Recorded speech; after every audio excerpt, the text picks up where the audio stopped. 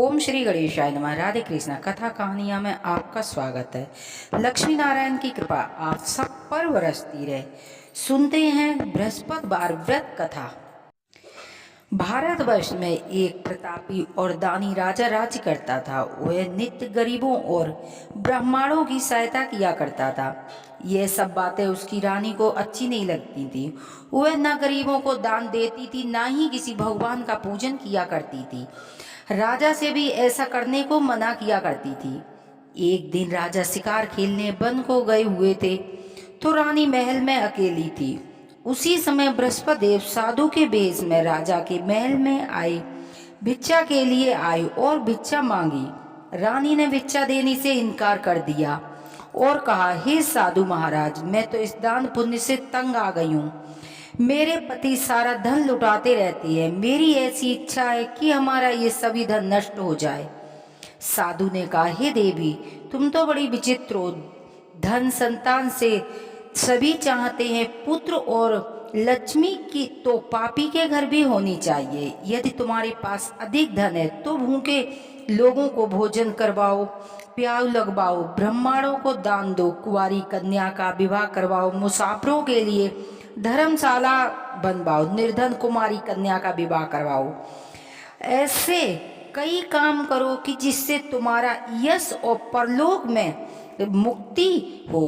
परंतु रानी उस उपदेश से कोई भी प्रभाव नहीं पड़ा। वह बोली, ए महाराज, मुझे ऐसे धन की इच्छा नहीं है जिसको रखने उठाने में मेरा सारा समय बर्बाद हो जाए। साधु ने कहा, हे देवी, यदि तुम्हारी ऐसी इच्छा है तो ऐसा ही होगा। मैं तुम्हें बताता हूँ, वैसा ही करना। घर को गोबर से लीपना, स्नान करते समय अपने केशों को धोना, राजा से कहना हजामत बनवा कर आए, कपड़ा धोबी को डालना, भोजन में मांस मदिरा खाना, इतना 7 गुरुवार करोगे तुम्हारा सभी धन नष्ट हो जाएगा। ऐसा कहकर साधु महात्मा वहां से अंतर ध्यान हो गए। साधु के कहे अनुसार रानी ने वैसा ही किया कि 3 बृहस्पतिवार ही बीते, उनके सभी धन नष्ट हो गया। अब भोजन के लिए राजा का परिवार तरसने लगा। तब एक दिन राजा ने रानी से बोली कि हे रानी, तुम यहाँ पर रहो, मैं दूसरे देश को जाता हूँ, क्योंकि मुझे यहाँ सभी मनुष्य जानते हैं, इसीलिए मैं कोई कार्य नहीं कर सकता हूँ। देश चोरी परदेश भीख बराबर होती है। ऐसा कहकर राजा परदेश चला गया और वहाँ जंगल में लकड़ी काट कर लाता था और बेचकर अपना दुखी जीवन बड़ी कठिनाई के साथ व्यतीत करने लगा। इधर राजा के घर पर रानी और दासी दुखी रहने लगी। एक दिन 7 दिन बिना भोजन के व्यतीत हो गए। तभी रानी ने दासी से कहा, हे दासी, यहाँ पासी नगर में मेरी छोटी बड़ी बहन रहती है, बड़ी धनवान है। तू उसके पास जा, उससे कुछ मांग ला, ताकि कुछ समय के लिए गुजर बसर हो जाएगी। रानी की दासी उसकी बहन के पास गई। उस दिन गुरुवार था और रानी की बहन ने उस समय बृहस्पतिवार की कथा सुन रही थी। दासी ने रानी की बहन को अपनी रानी का संदेश दिया, लेकिन रानी की बड़ी बहन ने कोई उत्तर नहीं दिया। जब दासी को किसी प्रकार का उत्तर नहीं मिला, वह बहुत दुखी हुई और उसे क्रोध भी आया। वापस चली आई, आकर रानी को सारी बात बता दी तो रानी ने अपने भाग्य को कोसा। उधर रानी की बहन ने सोचा कि मेरी बहन की दासी आई थी, परंतु उससे कोई नहीं बोला, बेचारी बड़ी दुखी हुई होगी। कथा सुन और पूजन को समाप्त कर अपनी बहन के यहाँ चल दी। बहन और कहने लगी कि हे बहन, मैं बृहस्पतिवार की कथा सुन रही थी जब तुम्हारी दासी गई, लेकिन जब तक कथा होती है तब तक ना ही उठते हैं ना ही बोलते। कहो, तुम्हारी दासी क्यों गई थी? रानी बोली, बहन, तुमसे क्या छिपाऊं, हमारे घर में अनाज नहीं था। ऐसा कहते कहते रानी की आंखें भर आईं। उसने दासी के समेत पिछले 7 दिनों से भूखे रहने की सभी बात कही, बहन को विस्तार पूर्वक सुना दी। रानी की बहन बोली, देखो बहन, बृहस्पति भगवान सबकी मनोकामनाएं पूर्ण करते हैं। शायद तुम्हारे घर में अनाज रखा हो। पहले तो रानी को विश्वास नहीं हुआ, पर रानी के आग्रह करने पर उसने अपनी दासी को अंदर भेजा तो सचमुच एक घड़ा बेजर का भरा मिला। यह देखकर दासी को बड़ी हैरानी हुई। दासी रानी से कहने लगी, हे रानी, जब हमको भोजन नहीं मिलता तो हम रोज व्रत करते हैं। अगर इनसे व्रत की विधि पूछ ली जाए तो हम भी व्रत किया करेंगे, हम भी विष्णु भगवान का पूजन किया करेंगे। उसकी बहन ने बताया, बृहस्पतिवार के बारे व्रत में चने की दाल मुनक्का से विष्णु भगवान का केले की जड़ का पूजन करो तथा दीपक जलाओ, व्रत करो, कथा सुनो, पीला भोजन करे, इससे बृहस्पति भगवान प्रसन्न होते हैं। और विधि बताकर रानी अपने घर लौट गई। 7 दिन के बाद जब गुरुवार आया तो दासी ने व्रत रखा और गुड़साल में रानी और दासी ने व्रत रखा। घुड़साल में जाकर चना गुड़ भी लेके आई, उससे केले की जड़ का विष्णु भगवान का पूजन किया। अब पीला भोजन कहाँ से आए, बेचारी बड़ी दुखी थी, क्योंकि उन्होंने व्रत रखा था, इसीलिए बृहस्पति देव प्रसन्न थे। एक इसीलिए वे साधारण व्यक्ति के रूप में आए और 2 थालों में सुंदर पीला भोजन दासी को देकर बोले कि लो, ये भोजन तुम्हारे और तुम्हारी रानी के लिए, तुम दोनों भोजन करना। दासी भोजन को पाकर बहुत प्रसन्न हुई और रानी से कहने लगी, रानी चलो भोजन कर लो। रानी को इस विषय में कुछ पता नहीं था, तभी बोली, तू ही भोजन कर ले, क्योंकि तू हमारी व्यर्थ में हंसी उड़ाती है। दासी ने बोला कि ये महात्मा भोजन दे गया है, इसीलिए हम दोनों साथ साथ भोजन करेंगे। दोनों ने गुरु भगवान को नमस्कार कर भोजन ग्रहण किया।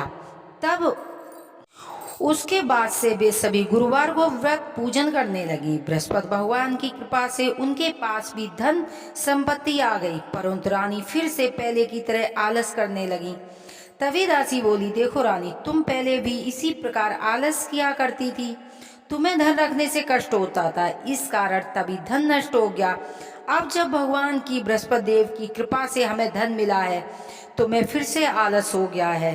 रानी को समझाते हुए दासी कहने लगी कि बड़ी मुसीबतों के बाद हमने ये धन पाया है, इसीलिए हमें दान पुण्य करने चाहिए, भूखे मनुष्यों को भोजन कराना चाहिए और धन शुभ कर्मों में खर्च करना चाहिए, जिससे तुम्हारे कुल का यश बढ़ेगा और स्वर्ग की प्राप्ति होगी, पितृ प्रसन्न होंगे। दासी की बात मानकर रानी ने अपना धन शुभ कर्मों में खर्च करने लगी, जिससे पूरे नगर में यश फैलने लगा।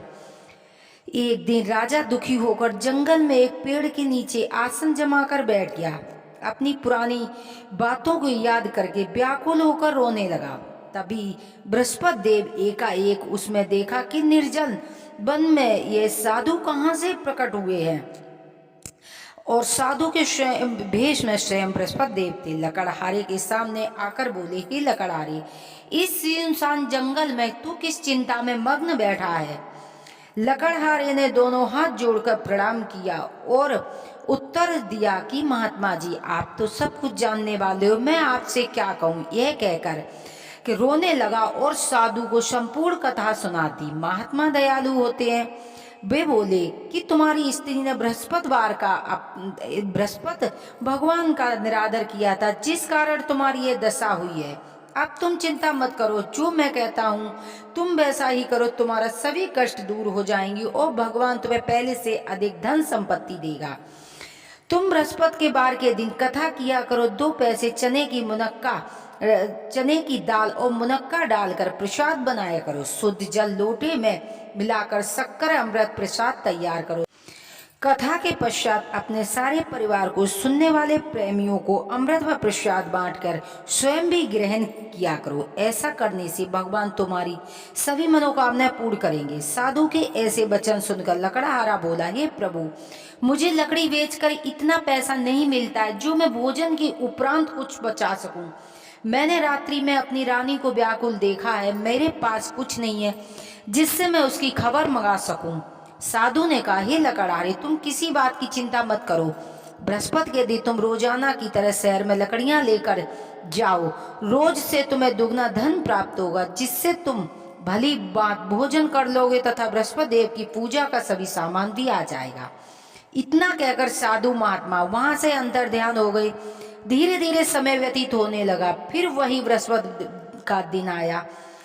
लकड़हारा जंगल से लकड़ी काट कर किसी शहर में बेचने गया। उस दिन और दिन से अधिक पैसा मिला। राजा ने चना गुड़ लाकर गुरुवार का व्रत किया। उस दिन से उसके सभी कलेश दूर हो गए, परंतु जब दोबारा गुरुवार आया तो वह व्रत रखना भूल गया, जिस कारण बृहस्पति भगवान नाराज हो गए। उस दिन नगर के राजा ने विशाल यज्ञ का आयोजन किया। शहर में घोषणा करवा दी कि सभी मनुष्य अपने घर भोजन न बनावे, समस्त जनता हमारे यहाँ भोजन करने आवे। जो इस आज्ञा को नहीं मानेगा उसे फांसी की सजा दी जाएगी। इस तरह की घोषणा संपूर्ण नगर में करवा दी। राजा की आज्ञा अनुसार सभी लोग भोजन करने आए, लेकिन लकड़हारा देर से पहुंचा। इसीलिए राजा अपने घर लिबाल आई कि भोजन करा ही रहे थे। रानी की दुष्ट नजर उस कुट्टी पर पड़ी जिस पर उसका सोने का हार लटका हुआ था। उसे नहीं दिखाई दिया। उसने सोचा कि मेरा हार इसी मनुष्य ने चुरा लिया है। सिपाही को बुलवाकर राजा को जेल खाने में डलवा दिया। जब लकड़हारा कारागार में पड़ गया, बड़ा दुखी होकर विचार करने लगा कि न जाने कौन से पूर्व जन्म के लिए मेरे लिए ये दुख प्राप्त हुआ है। अब उसी साधु को याद करने लगा जो उस जंगल में मिला था। तत्काल बृहस्पतिदेव साधु के रूप में आए और बोले, अरे मूर्ख, तुमने बृहस्पतिवार की कथा नहीं कही थी, जिस कारण तुम्हारे लिए दुख प्राप्त हुआ है। अब तुम किसी बात की चिंता मत करो। तुम्हें कारागार के दरवाजे पर 4 पैसे मिलेंगे, जिससे तुम बृहस्पति देव की पूजा करना, तेरे सभी कष्ट दूर हो जाएंगे। बृहस्पति के दिन उसे 4 पैसे मिले। लकड़हारे ने कथा कही। उसी रात्रि में बृहस्पति देव ने उस नगर के राजा को स्वप्न में कहा, हे राजा, तुमने जिस आदमी को जेल खाने में बंद करवा दिया है वह निर्दोष है, वह राजा, उसे छोड़ देना। रानी का हार उसी खुंटी पर लटका हुआ है। यदि तुमने ऐसा नहीं किया तो तेरे राज्य को नष्ट कर दूंगा। इस तरह रात्रि में स्वप्न देखकर राजा प्रातःकाल उठा और खुंटी पर हाथ देखकर लकड़हारे को बुलवाकर क्षमा मांगी और लकड़हारे को सुंदर वस्त्र व आभूषण देकर विदा किया। बृहस्पति देव की आज्ञा अनुसार राजा अपने नगर चलने को तैयार हुआ। राजा ने जब नगर के निकट पहुंचा तो उसे बड़ा आश्चर्य हुआ। नगर में पहले से अधिक बाग, तालाब, कुएं, बहुत सी धर्मशालाएं, मंदिरात बन गए हैं। राजा ने पूछा कि ये सब किसका है, तो नगर के सभी लोग कहने लगे कि ये रानी और बांदी का है। राजा को आश्चर्य भी हुआ और गुस्सा भी आया। जब रानी ने ये खबर सुनी तो कि राजा आ रहे हैं, तो बांदी से कहने लगी, देख दासी, राजा हमको कितनी बुरी हालत में छोड़ गए थे, कहीं हमारी ऐसी हालत देखकर लौट न जाए, इसीलिए तू दरवाजे पर खड़ी हो जा। आज्ञा अनुसार दासी दरवाजे पर खड़ी हो गई। राजा आई तो उन्हें अपने साथ लेवा लाई। तब राजा ने क्रोध करके अपनी तलवार निकाली और पूछा कि बताओ, ये धन तुम्हें कैसे प्राप्त हुआ है। तो उन्होंने कहा, ये सब धन बृहस्पति देव के व्रत से हमें प्राप्त हुआ है। राजा ने निश्चय किया कि 7 रोज बाद सभी बृहस्पति देव का पूजन करते हैं, परंतु मैं दिन में 3 बार कहानी कहा करूंगा, रोज व्रत किया करूंगा। अब राजा के दुपट्टे में हर समय चने की दाल बंधी रहती थी। एक बार राजा ने विचार किया कि चलो अपनी बहन के यहाँ घूम आवे। विचार कर अपनी बहन के यहाँ घोड़े पर सवार होकर चलने लगा। उसने देखा कि कुछ आदमी मुर्दे को लिए जा रहे हैं। बोला, अरे भाई, हमारी बृहस्पतिवार की कथा सुन लो। वे बोले, लो, हमारा तो आदमी मर गया है, इसी अपनी कथा की पड़ी है। लेकिन कुछ बोले, कहो, हम तुम्हारी कथा सुनेंगे। जब कथा आदि हुई तो वह मुर्दा हिलने लगा। जब कथा समाप्त हुई तो मनुष्य राम राम कह के खड़ा हो गया। आगे मार्ग पे उसने देखा कि एक आदमी हल चला रहा है। उसने किसान से बोला, अरे भाई, हमारी बृहस्पतिवार की कथा सुन लो। किसान बोला, जब तक मैं तेरी कथा सुनूंगा, जब तक मैं 4 हैरुआ जोत लूंगा। जा अपनी कथा किसी और को सुनाना। राजा के हटते ही बैल पछाड़ खाकर गिर गया और किसान के पेट में दर्द जोर जोर से होने लगा। तभी उसकी माँ रोटी लेकर आई। उसने पुत्र का हाल देखा और पूछा, तो बेटे ने सभी हाल कह दिया। बुढ़िया दौड़ी दौड़ी उस घुड़सवार के पास गई और बोली, मैं तेरी कथा सुनूंगी, मेरे खेत पर चल के कहना। राजा ने खेत पर जाकर कथा कही, जिसके सुनते ही बैल खड़ा हो गया और किसान के पेट का दर्द बंद हो गया। राजा अपनी बहन के घर पहुंचा। बहन ने भाई की खूब मेहमानी की। प्रातःकाल जब राजा जागा तो उसने देखा कि सभी लोग भोजन कर रहे हैं। रानी बहन से कहने लगा कि बहन, यहाँ कोई मनुष्य ऐसा नहीं है कि जिसने भोजन न किया हो, मेरी बृहस्पतिवार की कथा सुन ले। बहन बोली, भैया, ये देश ऐसा है, पहले यहाँ भोजन करते हैं, बाद में अन्य काम करती हैं। यदि कोई पड़ोस में हो तो मैं देख आती हूँ। ऐसा कहकर देखने गई, मगर कोई भी व्यक्ति ऐसा नहीं मिला कि जिसने भोजन न किया हो। अंत में वो एक कुमार के घर गई कि जिसका लड़का बीमार था और उसे मालूम हुआ कि 3 दिन से यहाँ किसी ने भोजन नहीं किया है, इनके घर चूल्हा नहीं जला है। रानी ने अपने भाई की कथा सुनने को कही। कुमार तैयार हो गया। राजा ने जाकर कथा कही, जिसके सुनते ही उसका लड़का ठीक हो गया। अब तो राजा की प्रसन्नता होने लगी। एक दिन राजा ने अपनी बहन से कहा कि बहन, हम अपने घर चलेंगे, तुम भी तैयार हो जाओ। बहन ने अपनी सास से बोला। सास बोली, चली जा, मगर किसी बालक को मत ले जाना, क्योंकि तेरे भाई को कोई औलाद नहीं है। बहन बोली, भैया मैं चलूंगी, मगर कोई बालक नहीं जाएगा। राजा बोला, जब कोई बालक नहीं जाएगा तो तुम जाकर क्या करोगी। बड़े दुखी मन से राजा अपने नगर को लौट आया। राजा ने रानी से कहा कि हम निर्वंशियां हैं, हमारे मुंह देखने का धर्म नहीं है, कुछ लोग तो भोजन भी नहीं करते हैं। रानी बोली कि देखो, और भगवान ने हमें सब कुछ दिया है, बृहस्पति देव ने हमें औलाद भी अवश्य देंगे। उसी रात को बृहस्पति देव ने राजा के स्वप्न में कहा, हे राजा, उठ, सभी सोच त्याग दे, क्योंकि तेरी रानी को गर्भ से है। राजा की यह बात सुनकर बड़ी खुशी हुई। 90 महीने में रानी के गर्भ से एक सुंदर पुत्र प्राप्त हुआ। तब राजा ने रानी से कहा, स्त्री बिना भोजन के रह सकती है, पर बिना कहे नहीं रह सकती है। जब मेरी बहन आवे तो तुम उससे कुछ मत कहना। जब राजा की बहन ने यह शुभ समाचार सुना तो बड़ा खुश हुई और बधाई लेकर आई। तभी रानी ने कहा, घोड़ा चढ़कर नहीं आई, गधा चढ़ी आई। राजा की बहन बोली, भाभी मैं इस प्रकार न कहती तो तुम्हें औलाद कैसे मिलती। बृहस्पति देव ऐसे हैं जैसे जिसकी मन में कामनाएं होती सभी को पूर्ण करते हैं, और सद्भावना से बृहस्पतिवार का व्रत करता है और कथा पढ़ता है और दूसरों को सुनाता है, उनकी बृहस्पति देव सभी मनोकामना पूर्ण करते हैं। जय बोलो विष्णु भगवान की जय, लक्ष्मीपति विष्णु भगवान की जय। भगवान बृहस्पति देव ने सदैव उनकी रक्षा करते हैं। संसार में जो मनुष्य सद्भावना से भगवान जी का पूजन व सच्ची हृदय से व्रत करते, उनकी सभी मनोकामनाएं पूर्ण होती हैं। जैसी सच्ची भावना से रानी और राजा ने उनकी कथा का गुणगान किया था, उनकी सभी बृहस्पति देव ने इच्छाएं पूर्ण की थी। इसीलिए पूर्ण कथा सुनने के बाद प्रसाद लेकर जाना चाहिए और मनन में हृदय से मनन करते हुए जय जयकार बोलना चाहिए। जय बोलो विष्णु भगवान की जय। सुनते हैं आरती, कहते हैं कि आरती के बिना कथा अधूरी होती है। ओम जय बृहस्पति देवा, स्वामी जय बृहस्पति देवा। चीनी चीनी भोग लगाऊं, पल पल भोग लगाऊं, कदली फल मेवा। ओम जय बृहस्पति देवा, तुम पूर्ण परमात्मा, तुम अंतर्यामी, जगत पिता जगदीश्वर, तुम सबके स्वामी। ओम जय बृहस्पति देवा, चरणामृत निज निर्मल, सब पातक हरिता, सकल मनोरथ दायक, कृपा करो वरिता। ओम जय बृहस्पति देवा, जय बृहस्पति देवा, स्वामी जय बृहस्पति देवा। तने मन धन अरे पढ़ करे, जो जन शरण पड़े, प्रभु प्रकट तब हो करे, आकर द्वार खड़े। ओम जय बृहस्पति देवा, स्वामी जय बृहस्पति देवा।